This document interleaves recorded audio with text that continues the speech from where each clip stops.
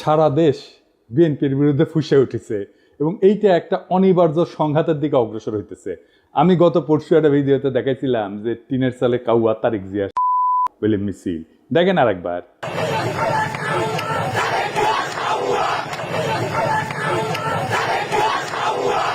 আজকে দেখেন একের পর এক মিছিল।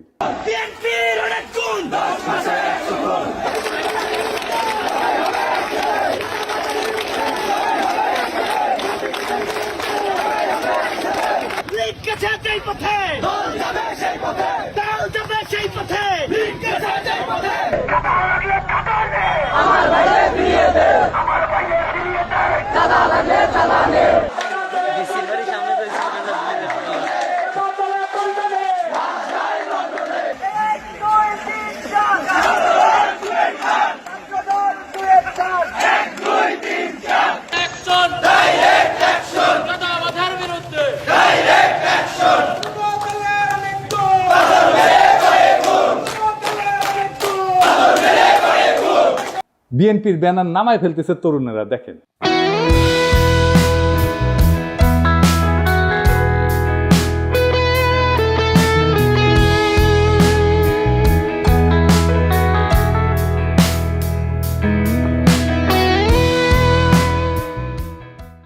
এটাই হইতেছে বিএনপির 11 মাসের অর্জন। তারেক রহমান বলছেন, অন্যায়কারী যেই হোক আমরা প্রশ্রয় দেব না। বরাবর আমরা বলেছি অন্যায়কারী আইনের দৃষ্টিতে তার বিচার হবে। দলের সাথে তার কি সম্পর্ক কিচ্ছু যায় আসে না, তাকে দল কোন রকম প্রশ্রয় দিবে না কেউ যদি কোনো অন্যায় করে থাকে। খুব ভালো কথা, কিন্তু গ্রেপ্তার করলে থানা ঘেরাও করে আসামি সিনাই নিয়ে যায় কেন বিএনপি? এটার উত্তর তো তারেক রহমানকে দিতে হবে। একটা দুইটা না, শয়ে শয়ে এডিটর সাহেব বিএনপি থানা ঘেরাও কিওয়ার্ড দিয়ে সার্চ দেন তো, দেখেন কত জায়গায় থানা ঘেরাও করে বিএনপি আসামি ছাড়াই নিয়ে যাইতেছে। শুধু কি তাই, বিএনপি নেতারা প্রকাশ্যে বলিছে কাউকে গ্রেপ্তার করতে আমাদের অনুমতি নিতে হবে, নইলে থানা ঘেরাও। আমাদের কাছে অনুমতি নিয়ে করতে হবে। এর বাইরে যদি একটা মানুষকে গ্রেফতার করা হয় আমরা থানা ঘেরাও করব সবাই মিলে। আপনারা মব কইরা ফেনা তুলতেছেন, কিন্তু আসল মব তো আপনার দলের লোকেরা তৈরি করতেছে। শোনেন কি অবস্থা। প্রতিদিন আমাদের 30,000 টাকার মতো সে নিতেছে। আমি জেনেছি যেটা যে মালিক সমিতির কাছে তারা 5 কোটি টাকা চাঁদা চেয়েছে। এক যুবদল নেতা যাত্রাবাড়ির নাম ফাহিম, আতর্কিতভাবে কয়েকজন লোক আসলো, আয়সা গাড়ি আতুর দিয়া দামদুম পিড়াইয়া চলে গেল। বাইরে থেকে একটা ইটা মারে, গ্লাস ভাঙে আমাদের শরীরে, বাল বাচ্চাদের শরীরে পড়লে অনেক উইন্ডো জায়গা, এই জন্য আমরা আতঙ্কে যাইতেছি। আমাদের ভোগান্তি হইতেছে, আমরা রোগী নিয়ে যাইতে পারতেছি না, অনেক সমস্যা। এর বিশ্বাস চাই আমরা। একটা মানুষ ফ্যামিলি দোলাই পার নেমে যেতে ওখান থেকে আবার যাত্রাবাড়ি করতে হইব, তাদের ভোগান্তি না। এই পরিস্থিতি আমাকে জানে কোনো নিরাপত্তা নাই, সেজন্য আমাকে ঢুকতেই দেয় না। আবার কয় গাড়ি লিয়ে আসলে 5,000 টাকা জরিমানা দিয়ে এবার গাড়ি নিবি, এই ডরে আমরা গাড়ি যাত্রাবাড়ি যাই না, আমরা দোলাই পাতে ঘুরে আসি। দুই রকম কথা বললে তো হবে না। আপনারা তো আইন শৃঙ্খলা পরিস্থিতির অবনতি ঘটাইতেছেন, আপনার দলের লোকজনই ঘটাইতেছে। আপনারাই বলেন মব, আর এটা কি থানা ঘেরাও? এটা মব না। আপনার দলের নিজেদের ভিতরে মারামারিতে গত 6 মাসে 43 জন মারা গেছে। নিজের দলের ভেতরে মারামারি থামাইতে পারেন না, প্রফেসর ইউনূসকে দোষ দেন। আবার দেখেন বিএনপি অফিসে কে বা কারা ককটেল মারছে, এটা অতি জঘন্য কাজ হয়েছে, কিন্তু এর রিয়াকশন দেখেন। কিছুক্ষণ আগে বিএনপির পার্টি অফিসে ককটেল মারছে ওই রাজাকারের বাচ্চারা। এই সরকারকে সাবধান করে দিতেছি, কয়ে দিলাম অতিরিক্ত বাড়াবাড়ি করলে সরকার, আমরা বয়সি সরকার নামাইতে 10 মিনিট সময় লাগবো না। এই কুত্তা মার্কা সরকার নামাইতে আমাদের 10 মিনিট সময় লাগবো না, সাবধান করে দিতেছি। কিন্তু আপনার কর্মীদের মনে আত্মবিশ্বাসকে জাগাইছে যে 10 মিনিটে সরকার ফেলাই দিতে পারবে। হ্যাঁ, এতই হেডম। তা হাসিনার চোদনে বাংলাদেশের মানুষ 16 বছর ছিল কেন? এই সরকারকে বিএনপি বসাইছে। তো আপনারাই যদি বসাইছেন, তাহলে আপনারা এই সরকারের ব্যর্থতার দায় নেন। বিএনপির কিছু কর্মীদের কথা আর কি বলবো, এরা মনে করে কাউরে গালাগালি করে আসলেই তার রাজনৈতিক কর্তব্য পালন করা হয়। রাজনীতি শিখাইতে পারেননি নিজের কর্মীদেরকে, কোনটা রাজনীতি কোনটা রাজনীতি না, রাজনীতি কেমনে করতে হয় সেটাও শিখাইতে পারেন নাই। আমি মাঝে মাঝে কমেন্টগুলো দেখি, আপনাদের দেখাই। এই ভিডিওটা আপনারা দেখেছেন না? তারেক রহমানের বিরুদ্ধে যত রকম অপপ্রচার আছে সেগুলো ডিবাঙ্ক করা হয়েছে, মানে সেগুলোর বিরুদ্ধে বলা হয়েছে এবং সেগুলো দেখানো হয়েছে যে এগুলো অপপ্রচার আমি করেছি। আমি সেখানে এসে বিএনপি কর্মী গালাইতেছে, সে ভিডিওটা দেখেই নাই, থাম্বনেল দেখিছে। ওরে কেউ বলছে বা নিজেই বুঝিছে পিনাকের ভিডিও যা যা বিএনপির বিরুদ্ধে আছে তার নিচে গালাগালি করে আসবে, খবরদার ভিডিও কলে দেখবে না, ভিডিও দেখলে পিনাকি ডলার পাবে। তোমরা ভিডিও দেখলে ওই এত বড় লোক হবি যে হাইগার ডলারে পাশা মুসবি ওই আইসা থামনেল দেখিছে আর কপি পেস্ট মারিছে। এইগুলো হইতেছে বিএনপির সমস্যা। এইগুলো চলে হুজুগে, ওই যে হুইনা মুসলমান আছে না, এগুলো হুইনা বিএনপি। আর এদেরকেই বিএনপি কন্ট্রোল করতে পারতেছে না। দেখেন কি বলে বিএনপির নেতা, রাজনৈতিক সংগঠন জামাত শিবিরকে উৎখাত করেই ছাড়বে। সে তার নেতার পক্ষ থেকে দ্ব্যর্থহীনভাবে বলতেছে এই শাহজাদপুর, এই সিরাজগঞ্জের মাটিতে জামাত এবং এনসিপি নেতাদের কবর রচনা করা হবে। শুনেন,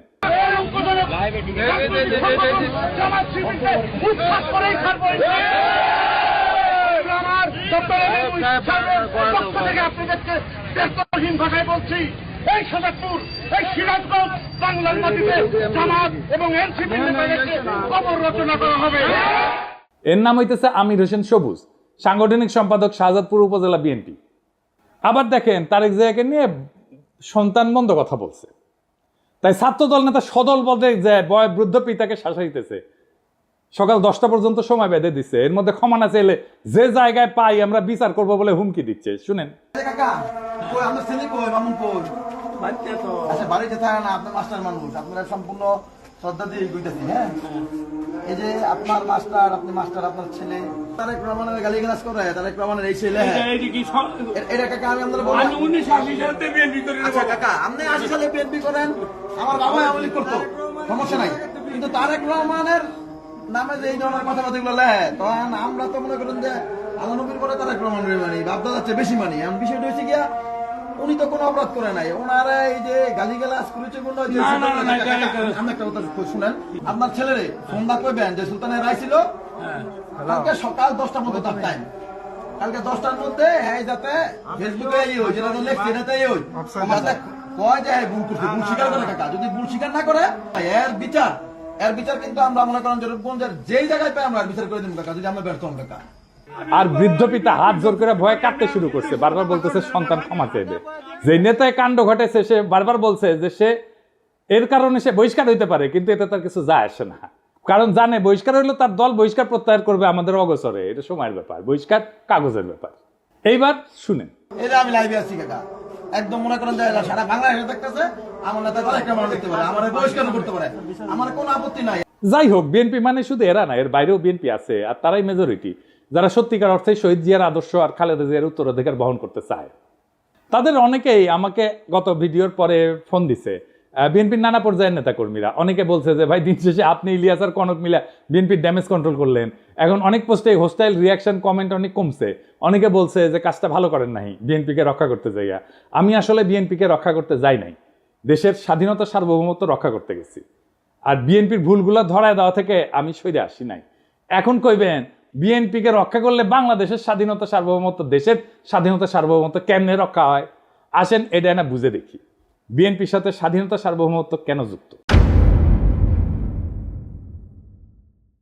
একটা আধুনিক রাষ্ট্রের স্বাধীনতা সার্বভৌমত্ব কেবলমাত্র তার ভূখণ্ড বা আন্তর্জাতিক স্বীকৃতির উপর নির্ভর করে না, বরং সেটা গঠিত হয়, তৈরি করতে হয় রাষ্ট্রের জনগণ, প্রতিষ্ঠান এবং রাজনৈতিক পরিকাঠামোর সমন্বয়। তিনটে জিনিস, জনগণ, প্রতিষ্ঠান এবং রাজনৈতিক পরিকাঠামোর সমন্বয়।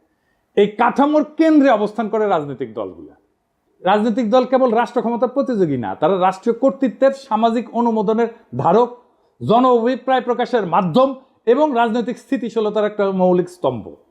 যখন একটা দেশের রাজনৈতিক দলসমূহ ধ্বংস হইয়া যায় বা তাদের কার্যকারিতা ভেঙে পড়ে, তখন সেই রাষ্ট্রের আন্তঃপ্রাতিষ্ঠানিক ভারসাম্য, জনভিত্তিক শাসন এবং কূটনৈতিক অবস্থান দুর্বল হয়ে যায়, যা সরাসরি স্বাধীনতা সার্বভৌমত্বের উপরে আঘাত আনে। কি জটিল লাগতেছে? আরো পরিষ্কার করে বুঝে দেখবো, আসেন বুঝে দেখি।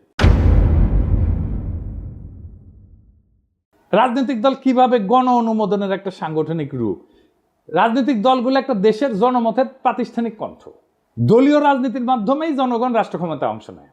দল ধ্বংস হইলে বা নিষ্ক্রিয় হইলে রাষ্ট্রে জনসমর্থনের ভিত্তি দুর্বল হয়ে পড়ে, ফলে শাসন এবং সার্বভৌম কর্তৃত্বের বৈধতা প্রশ্নবিদ্ধ হয়। রাজনৈতিক দলগুলোর মাধ্যমে তৈরি হয় নীতি নির্ধারণের ধারাবাহিকতা এবং বিকল্প। স্বাধীনতা এবং সার্বভৌমত্ব রক্ষা করে দুইটা জিনিস, কূটনীতি আর নিরাপত্তা নীতি। এটা ধারাবাহিকতা এবং বিকল্প চিন্তা রাজনৈতিক দলগুলোর মধ্যে বিকশিত হয়। দলের অনুপস্থিতিতে এক কেন্দ্রিক নীতি নির্ধারণ শুরু হয়। যেই নীতিতে পাবলিক সাপোর্ট নাই সেই নীতি দীর্ঘমেয়াদে টেকে না। এই এক কেন্দ্রিক নীতি নির্ধারণটা কেমন একটু দেখিয়ে আসেন। আমি একটা এক্সাম্পল দিয়ে বুঝি। ভারত বাংলাদেশের রাজনৈতিক এবং অর্থনৈতিক স্বার্থ এক, এটাই ছিল হাসিনার কূটনীতিক স্ট্যান্ড। এটা এককেন্দ্রিক নীতি। ওই যে আলগা মোমেন বলছিল না, ভারতের উন্নয়ন আমাদের উন্নয়ন, ভারতের বিজয় মানে আমাদের বিজয়। শুনেন, আমাদের বিজয় ভারতের বিজয়, বুঝছেন? আমাদের উন্নয়ন ভারতের উন্নয়ন, ভারতের উন্নয়ন আমাদের উন্নয়ন। এই কূটনৈতিক স্ট্যান্ড তো টিকে নাই। এটা হইতেছে এককেন্দ্রিক নীতি নির্ধারণ। আমাদের সব সম্পর্ক সব নতুন করে করতে হইতেছে না, আগে ইন্ডিয়ার মাধ্যমে হাসিনা রাজনৈতিক সম্পর্ক তৈরি করতে, এবং এই কারণে আমাদের প্রতিষ্ঠানগুলো দুর্বল হয়েছে, আমাদের ব্যুরোক্রেসি দুর্বল হয়েছে, আমাদের কূটনীতি দুর্বল হয়েছে, আমাদের ডিপ্লোমেসি দুর্বল হয়েছে। রাজনীতি প্রাতিষ্ঠানিক ভারসাম্য রক্ষায় কি ভূমিকা রাখে? সুস্থ রাজনৈতিক দলগুলা নির্বাহী, আইন প্রণয়ন এবং বিচার বিভাগের ভারসাম্য রক্ষায় সহায়ক হয়। দলগুলোর অনুপস্থিতিতে রাষ্ট্রযন্ত্রের অঙ্গগুলোর মধ্যে ক্ষমতার ভারসাম্য নষ্ট হয়। এর জন্যই কর্তৃত্ববাদী প্রবণতা তৈরি হয়, যেমন যেটা হয়েছিল হাসিনার আমলে, এবং এর ফলে বৈদেশিক হস্তক্ষেপের পথ উন্মুক্ত করে। আমি কয়েকটা প্র্যাকটিক্যাল উদাহরণ দিয়ে বুঝাই দিতেছি। ইরাক 2003 সালের পর থেকে বর্তমান পর্যন্ত ইরাকে কিন্তু একটা রাজনৈতিক দল ধ্বংস হয়ে গেছে। কোন পার্টি? সেটা বাথ পার্টি।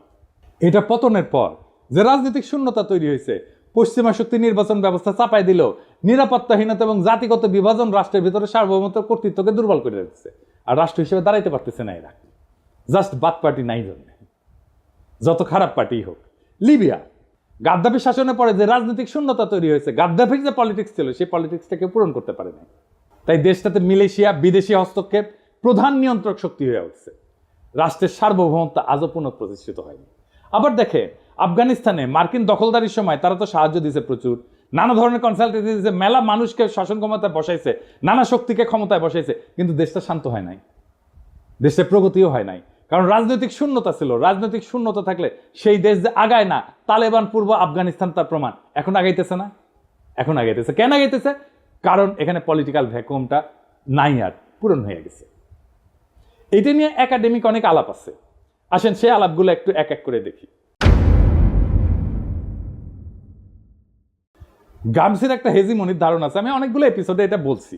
মানে দলগুলা জনগণের মত এবং রাষ্ট্রীয় শক্তির মাঝে সাংস্কৃতিক এবং রাজনৈতিক সেতু বন্ধন তৈরি করে। দল ধ্বংস হইলে এই হেজিমনিক বা কর্তৃত্বের যে ব্লক, এটা ভেঙে পড়ে। ফলে বিদেশি শক্তি এবং স্থানীয় সুবিধাভোগীরা নতুন করে ক্ষমতা নির্মাণে নেমে পড়ে, যেটা হয়েছে আজকে। হান্না আরেন্ডের পাওয়ার ভার্সেস ভায়োলেন্স বলে একটা তত্ত্ব আছে। ওখানে উনি বলছেন যে রাজনৈতিক দলের অনুপস্থিতিতে রাষ্ট্র জন্ম নেয় সহিংসতা নির্ভর প্রশাসনিক ব্যবস্থা, যার উপরে জনগণের কোনো কর্তৃত্ব থাকে না। এতে সার্বভৌমত্ব কেবল প্রতীকী থাকে, কার্যকর থাকে না।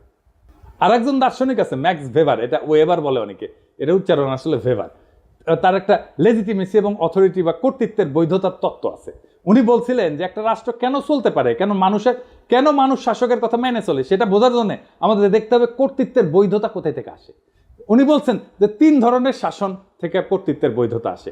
একটা হচ্ছে ন্যাশনাল লিগ্যাল অথরিটি, বৈধ বা আইন ভিত্তিক কর্তৃত্ব, মানে যখন শাসকেরা নিয়ম করে নির্বাচিত হয়, সংবিধান আইন প্রতিষ্ঠা করে, প্রণয়ন করে, প্রতিষ্ঠানের মাধ্যমে রাষ্ট্র চলে। এই রাজনৈতিক দলগুলো এই ধরনের কর্তৃত্বের মূল মাধ্যম, কারণ দল নিয়ে নিয়ম মেনে প্রতিযোগিতা করে ক্ষমতায় আসা যায়। 2 নম্বর হইতেছে ক্যারিসমেটিক অথরিটি বা ব্যক্তিগত আকর্ষণে চালিত শাসন। কেউ হয়তো অত্যন্ত জনপ্রিয়, আবেগী বক্তা বা যুদ্ধনেতা, তাকে মানুষ অনুসরণ করে, তিনি নিয়ম বা আইনের চেয়েও ব্যক্তিত্ব দিয়ে রাষ্ট্র চালান। যেমন হইতেছে হিটলার, মোদি, গাদ্দাফি, এমনকি হাসিনাও, মুজিবও, মানে সোহরাওয়ার্দীর বডিগার্ড। 3 নাম্বার ট্র্যাডিশনাল অথরিটি বা ঐতিহ্যগত কর্তৃত্ব, মানে আমাদের পূর্বপুরুষরা মানত, ওরাই সবসময় চালায়, আমিও মানি, এই ধরনের আর কি। এটা রাজতন্ত্রে চলে, জমিদারি সামন্তবাদী শাসনে চলে। তাই ম্যাক্স ভেবার বলছে যখন রাজনৈতিক দল থাকে তখন রেশনাল লিগ্যাল কাঠামোতে চলে, নিয়ম আইনে প্রক্রিয়া। কিন্তু দল ভেঙে গেলে সেই জায়গাটা ব্যক্তির মোহ বা ক্যারিশমা অথবা ঐতিহ্যের দাবিদারি, যে ট্র্যাডিশনাল পাওয়ার, এটা নিয়ে নেয়। এতে শাসন অস্থিতিশীল হয়ে পড়ে, কারণ ব্যক্তি যদি মরে যায় বা জনপ্রিয়তা হারায় তখন শাসনের ভিত্তিও ভেঙে পড়ে। শাতাল মুফ ওনার নাম, আসলে এটা ওনার একটা তত্ত্ব আছে অ্যাগনোস্টিক ডেমোক্রেসি। উনি আমার খুব প্রিয় চিন্ত। ওনার নাম আমাদের দেশে কত পরিচিত না, আসেন আগে দেখি উনি কে। শাতাল মুফ একজন প্রভাবশালী বেলজিয়ান রাজনৈতিক তাত্ত্বিক, যিনি মূলত গণতন্ত্র, রাজনৈতিক দ্বন্দ্ব এবং হেজিমনি, মানে যেটা গ্রামসির তত্ত্ব, আগে প্রথমে বলছি কর্তৃত্ব, রাজনৈতিক কর্তৃত্ব, এই বিষয়ক চিন্তার জন্য খ্যাত। তিনি আধুনিক র্যাডিক্যাল গণতন্ত্রের অন্যতম প্রবক্তা। তার কাজের মূল বিষয়বস্তুর একটা হইতেছে অ্যাগনোস্টিক প্লুরালিজম বা বিরুদ্ধতাপূর্ণ বহুত্ববাদ। তো শাতাল মুফ মনে করে যে গণতন্ত্র মানে মতভেদের অবসান না, কিন্তু বরং গঠনমূলক দ্বন্দ্বের স্বীকৃতি। দেখেন বিএনপির মধ্যে মনে করে যে আমি যদি সমালোচনা করি আমি শত্রু, মানে তার সমালোচনা করাই যাবে না, সমালোচনা করলেই শত্রু, এবং ওইটা না করলেই ঐক্য নাই। এই গণতন্ত্রই বোঝে না, ডেমোক্রেসির আধুনিক ধারণাগুলো এদের মাথার মধ্যে নাই একেবারে। রাজনীতি মানে ঐক্য না, বিরোধও রাজনীতি। আমরা একে অপরকে শত্রু হিসেবে না দেখে বিরোধী বা অ্যাডভার্সারি হিসেবে মানলে গণতন্ত্র টিকে থাকে। ওনার একটা ধারণা আছে লেফট পপুলিজম বলে, তিনি যুক্তি দেন যে ডানপন্থী পপুলিজমের মোকাবেলায় বাম ঘেঁষা পপুলিজমের দরকার আছে, যেখানে জনগণের আবেগ, পরিচয় এবং প্রতিবাদ সংগঠিত হবে প্রগতিশীল রাজনৈতিক লক্ষ্য নিয়ে। তো ওই যে শতালমুখ বলতেছে যে গণতন্ত্র মানে সবাই একমত, তা না, সবাই মিলে ঐক্য, তা না, বরং গণতন্ত্র মানে হচ্ছে নিয়ন্ত্রিত নিয়মতান্ত্রিক মতবিরোধ এবং বিরোধিতা এসে থাকবে, তবুও সবাই খেলবে একই নিয়মে। মতবিরোধের ক্ষেত্র তৈরি করে রাজনৈতিক দলগুলো, একদল বলবে বাজার অর্থনীতি দরকার, আরেক দল বলবে সমাজতন্ত্র দরকার, আরেক দল বলবে ইসলামী অর্থনীতি দরকার, একদল বলবে আমার খেলাফত দরকার, একদল বলবে কর বাড়াও, আরেক দল বলবে কর কমাও। এই যে প্রতিযোগিতা এবং মতানৈক্য, এটার নামই হচ্ছে অ্যাগনিজম, মানে স্বীকৃত দ্বন্দ্ব। এতে জনগণের ইচ্ছা প্রকাশ পায়, নীতি পরীক্ষা হয়, ভুল ধরা পড়ে, বিকল্প ভাবনা আসে। কিন্তু দল ভেঙে গেলে কি হয়? আর কেউ প্রশ্ন তোলে না, আর কেউ বিকল্প দেয় না, শুধু এক শাসক বা এক গোষ্ঠীর মতেই দেশ চলে।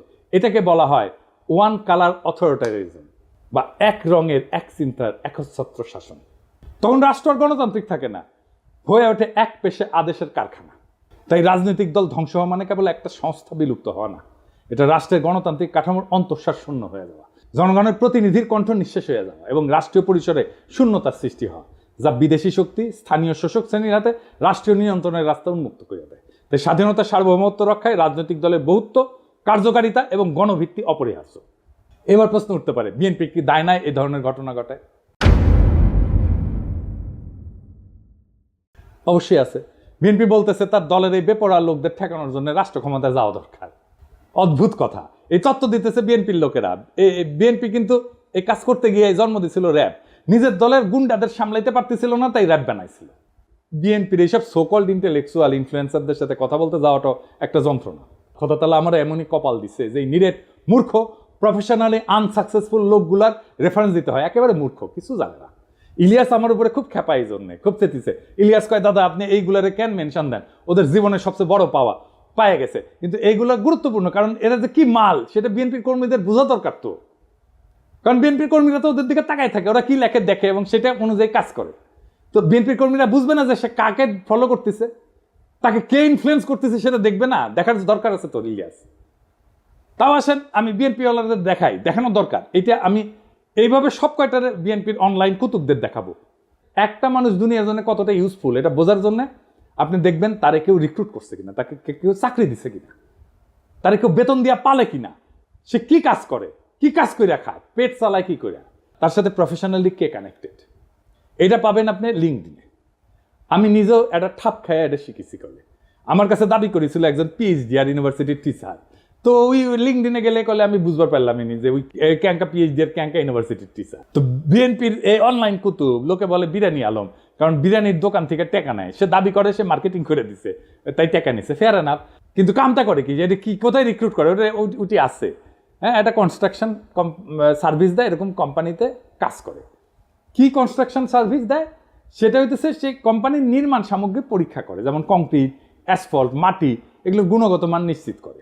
আর কি, এই অগ্রগতি পর্যালোচনা করে, প্রজেক্টের অগ্রগতি পর্যালোচনা করে, নির্মাণের বিভিন্ন পর্যায়ের নিরাপত্তার দিক, যেমন কোড ফলো করতেছে কিনা, এগুলো খুঁটিনাটি পরীক্ষা করে দেখে। তো এই কোম্পানির ব্র্যান্ড মার্কেটিং কনসালটেন্ট নিজেই দাবি করেছে যে ওই ব্র্যান্ড মার্কেটিং কি বুঝে, বানান করতে পারবে, ঢাকা ইউনিভার্সিটির সাংবাদিকতায় পরে মার্কেটিং শিখে গেছে, বাবা বড় তালে বড় এসে গেছে। আচ্ছা কাজ করে কি, ওই লিখিছে ও ফটো তুলে ভিডিও বানায়, উরে বাবা কোম্পানির প্রোগ্রামে, এটা হইতেছে ওর কাজ। কোম্পানির ওয়েবসাইট তৈরি করেছে, লোক পাই নাই, ওরা দিয়ে তৈরি করাইছে। কোম্পানির আইটি সাপোর্ট দেয়, অ্যাডমিন সাপোর্ট দেয়, জিমেল সুইট দেয়া মেল ম্যানেজমেন্ট করে। এর মধ্যে ব্র্যান্ড মার্কেটিং কোনটা বলেন তো? আপনারা তো মার্কেটিংয়ে অনেকেই পড়াশোনা করেছেন, বলেন তো কোনটা? আচ্ছা, সবচেয়ে বড় কাজ যেটা করে সেটাই কিন্তু কই নাই, গুগল ড্রাইভে কোম্পানির গুরুত্বপূর্ণ ফাইল আপ করে। আজকের তরুণ ওরে আপনি বস মানবেন? আমার ভিডিও তো অনেক মার্কেটিং ডিরেক্টর, সিইও, কোম্পানির মালিক দেখেন, আপনি ওরা রিক্রুট করবেন মার্কেটিংয়ে, জুনিয়র পজিশনে রিক্রুট করবেন না তো। আমার জীবনে একটাই বিষয় ছিল, হ্যাজাকের ল্যান্টার্ন কেমনে জ্বলে, কারণ পুরা যায় তো, তারপরে কেমনে জ্বলে। এই বিরিয়ানি আলমরা দেখার পরে আমার বিষয়, বিরিয়ানি আলমরা কে বেতন দেয় এই কাম করার জন্য? এই লোক বিএনপির অনলাইন কুতুব, অনলাইন ইনফ্লুয়েন্সার, এরে বিএনপি কর্মীরা দেখে, তারপর যা বলে উগড়ায় দেয় নানা জায়গায়। তো এই বিএনপি গাড্ডায় পড়বে না, তো পাশে বাড়ির মোকলেস পড়বে। বিএনপি মনে করেছে যে সবকিছু আগের মতো থাকবে, শুধু যায় রাষ্ট্র ক্ষমতায় বসবে, তারা ধপাস করিয়া ক্ষমতায় বসে রাষ্ট্রযন্ত্র দিয়ে গুন্ডামি থামাবে, আর সবকিছু ঠিক থাকবে, পুরা ফ্যাসিস্ট কাঠামো ঠিক থাকবে, শুধু ক্ষমতায় থাকা লোকগুলা বদলাবে। তাইলে তো তাকে আওয়ামী লীগ হয়ে দেশ চালাইতে হবে। পুরা রাষ্ট্র কেমনে চলবে এটা তো হাসিনার ইন্ডিয়া বসে ঠিক করেছে, সেভাবে বানাইছে সবকিছু। সেটা ঠিক রেখা বিএনপি তার মতো দেশ চালাইতে পারবে না? পারবে না। বিএনপিকে এই রাষ্ট্রকে র্যাডিক্যালি বদলানোর চিন্তা করতে হবে। এই বিএনপির 31 দফা অতি দুর্বল রাজনৈতিক কর্মসূচি। আমি শুধু কয়েকটা দেখাইছি, পুরাটা ইচ্ছা করে মায়া করে দেখাই নাই। উচ্চ কক্ষ নিয়ে দেখাইছি না? এত দুর্বল, আপনাদের চিন্তাই ঠিক নাই। আপনাদের রাষ্ট্র নিয়ে সিরিয়াস কোনো চিন্তা নাই। আপনার ক্রিটিসিজম ইন্টেলেকচুয়ালি ডিফেন্ড করতে পারেন না। গালাগালিতে নামায় দেন কর্মীদেরকে। আমি বলতেছি পারবেন না। এইভাবে পারলে হাসিনাই ক্ষমতায় থাকতো। হাসিনার একটা বিশাল ইন্টেলেকচুয়াল বাহিনী ছিল, ইন্ডিয়ান ইন্টেলিজেন্সিয়ার ফুল সাপোর্ট ছিল। আপনার কিছু নাই, বাস্তবিকই কিছু নাই। দেখাই দিলাম হাতে নাতে। আপনাদের রাষ্ট্রচিন্তকদের আমার সাথে ডিবেটে বসায় দিয়েন, 5 মিনিটে রণে ভঙ্গে দিবে, টিকতেই পারবে না কোনো আলোচনায়। এটা অহংকার না, এটা রিয়েলিটি। মেনে নেন এই রিয়েলিটি। শেখ মুজিব কইছিল না শরদ্দীর বদিগার, রিয়েলিটি মেনে নাও ভুট্টোরে। আপনাদের রিয়েলিটি মেনে নিতে হবে। তাহলে বিএনপির কি করা দরকার? আমি বিএনপি করলে আমার বিপুল কর্মী বাহিনীর কর্মসংস্থানের জন্য কাজ করতাম। আমি প্রফেসর ইউনূসের সাথে বসে বলতাম, স্যার আমার 1 কোটি কর্মী আছে, এদের কাজ দিতে হবে, বুদ্ধি দেন, সাহায্য করেন। এদের লিস্ট করতাম, অর্গানাইজ করতাম, ট্রেন করতাম, ফান্ড জোগাড় করে দিতাম। তারপর SME স্মল মিডিয়াম এন্টারপ্রাইজে কাজে লাগাই দিতাম। এরা চান্দাবাজি করে, কারণ কাজ নাই। কাজে ঢুকাই দিতেন, সবকিছু বন্ধ হয়ে যেত, দেশেরও উপকার হতো। আমি মনে করি এমনকি তারেক রহমানের একটা ফুল টাইম জব থাকা উচিত, উপার্জনের উপায় থাকা উচিত। ব্যবসা না চাকরি। চাকরির অভিজ্ঞতা ছাড়া আপনি পৃথিবীতে আপনার ইউজফুলনেস প্রতিষ্ঠা করতে পারবেন না। উনি যখন রাষ্ট্র ক্ষমতায় যাবেন তখন সেটা বাদ দিবেন।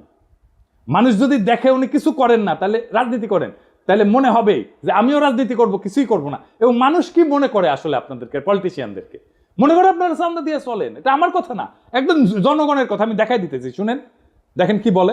একটা কাম করে খায়, চাঁদা উড়ে খায়। ছোট নেতা চাঁদা উড়ায়, বড় নেতা মালিক হয়ে যায়।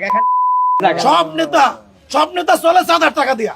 কোন নেতা কাম করে কইতে পারবে যে আমি কাম করি না ভাই? সব নেতারা খায় 4,000 টাকা। 4,000 টাকা খাইয়া সব নেতার সংসার চলে। আর বাচ্চা কাছে পড়ালেখা করে 4,000 টাকা দিয়া। ওরা সংসারে মার্কেট করে, টাকা পয়সা দিয়ে মার্কেট করে, যে পানিটা কিনে খায় 4,000 টাকা দিয়া। 4,000 টাকা ছাড়া সংসার চলে না। ওরা চিকিৎসা করতেছে বাইরে বিদেশে চিকিৎসা করতেছে 4,000 টাকা দিয়া।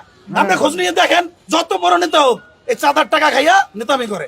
প্রত্যেকটা নেতা 4,000 টাকা খায়, প্রত্যেকটা কর্মী 4,000 টাকা খায়। কোন দলে চাঁদাবাজ থাকবো না বাংলাদেশে। 4,000 টাকা খাইয়া এরা রাজনীতি করে। এখন চাঁদা বন্ধ হইলে রাজনীতি কেউ করবে না। চাঁদা বন্ধ হয়ে গেলে রাজনীতি কেউ করবে না। যে ধান্দা নাই, না রাজনীতি করবো কেন? কাম করে খাই। চাঁদাবাজি আছে জড়িত, আপনি খোঁজ নিয়ে দেখেন ভালো মতন। দেখেছেন, রেসপেক্ট করে না তো পলিটিশিয়ানদেরকে। কেন করে না? কারণ আপনাদের মনে করে আপনারা চান্দা দিয়ে চলেন। বিএনপি এখন একটা সন্ধিক্ষণে দাঁড়ায় আছে। সামনে 2টা পথ, একটা আত্মধ্বংসের আর একটা নবজন্মের। আপনি যদি রাজনৈতিক দল হিসেবে জনগণের কাছে ফিরে আসতে চান, তাহলে এই মুহূর্তে আত্মসমালোচনা, কাঠামোগত সংস্কার এবং র্যাডিক্যাল চিন্তার সাহস দেখাইতে হবে। বিএনপি যদি ভাবে তার পুরানো কাছে ফিরে গিয়ে ক্ষমতা ফিরে আসবে, তার দিবা স্বপ্নের বেশি কিছু না। এদেশের জনগণ নতুন কিছু চায়, নতুন রাজনৈতিক কল্পনা, নতুন নৈতিক নেতৃত্ব, নতুন র্যাডিক্যাল চিন্তা। যারাই নতুন চিন্তাকে ধারণ করবে তারাই ভবিষ্যতের নেতৃত্ব দেবে। একজন প্রকৃত রাজনৈতিক নেতা শুধু বক্তৃতা দেন না, কর্মীদের কাজ দেন। শুধু ভীষণ দেন না, সেই ভীষণ বাস্তবায়নের গাইডলাইনও দেন। যদি আপনার দলের কর্মীরা আজকে হুজুগে চান্দাবাজে পরিণত হয়ে থাকে, তাহলে তার দায় নেতৃত্বকেই নিতে হবে। তারেক রহমানের উচিত এখনই জব হোল্ডারদের মতো আচরণ শুরু করা। তাকে একজন ওয়ার্কিং স্টেটসম্যান হতে হবে, শুধু প্রবাসী ভবিষ্যৎ প্রধানমন্ত্রী না। বিএনপির সামনে এখন 3টা বড় কাজ: নিজের কর্মী বাহিনীকে প্রশিক্ষণ দিয়ে উৎপাদনমুখী কাজে লাগানো, র্যাডিক্যাল স্টেট রিফর্ম পরিকল্পনা নিয়ে জনগণের সামনে হাজির হওয়া, আর 3 নাম্বার দলে থাকা ডিজিএফআর চাঁদা খাওয়া, রয়ের টাকা খাওয়া, নব্য দালাল, বেকার, অনলাইন কুতুবদের চিন্তাহীন দৌরাত্ম্য থামানো। এই রাজনৈতিক বিশৃঙ্খলা, ছিন্নমূল নেতৃত্ব আর চিন্তাহীন কর্মী নিয়ে রাজনীতির পরিণতি একটাই: নতুন করে একনায়কতন্ত্র আর গভীর বৈদেশিক হস্তক্ষেপ। বর্ষা বিপ্লবের চেতনাকে গণতান্ত্রিক কাঠামো থেকে তাড়াই দেয় এক ব্যক্তির ভাবমূর্তি কেন্দ্রিক প্রজেক্টে পরিণত করা। আপনারা যদি সত্যি শহীদ জিয়ার উত্তরাধিকার হন, তাহলে শহীদ জিয়ার মতো করে রাষ্ট্র গঠনের স্বপ্ন দেখে মাটি কামড়ায় জনতার ভরসা অর্জনের রাজনীতি করে। না হলে ইতিহাসের ডাস্টবিনে আপনাদের জায়গা হবে। এই সময়টা তারা যারা সাহস করে সত্য বলছে, তারা বিএনপির শত্রু না, এই হুঁশিয়ারি শোনা না হলে সামনের দিনগুলোতে আপনাদের পতনই কেবল অনিবার্য না, তা হয়ে উঠবে ইতিহাসের এক করুণ ট্র্যাজেডি। সময় আছে, বদলান, নয়তো ইতিহাস বদলায় দেবে আপনাদেরকে। ইনকিলাব জিন্দাবাদ, গণতন্ত্র জিন্দাবাদ, রাষ্ট্র রূপান্তরের রাজনীতি জিন্দাবাদ।